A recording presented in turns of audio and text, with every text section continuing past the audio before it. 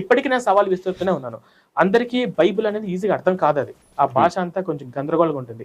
క్రైస్తవ సిద్ధాంతాలు ఏంటి, ఆ సిద్ధాంతాలు నిజాలేంటి, ఈ పాస్టర్లు చెప్పే అబద్ధాలు ఏంటి అని చెప్పేసి అందరికీ కూడా బేసిక్ ఇన్ఫర్మేషన్ ఇచ్చే విధంగా నేను ఒక బుక్లెట్ రాశాను.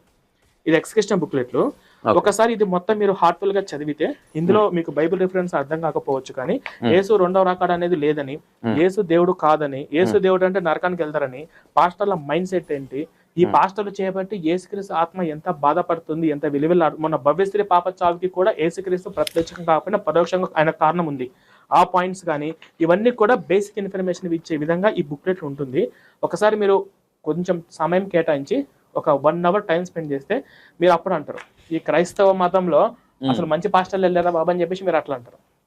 పోనీ ఎవడన్నా మంచి పాస్టర్ ఉన్నారనుకోండి, రమ్మని చెప్పండి, కూర్చోండి, ఆయన ఏం చెప్తాడు అని చెప్పేది ఏంటి. అయితే ఒకటి లాజికల్ గా మీరు చెప్పే దాంట్లో ఇప్పుడు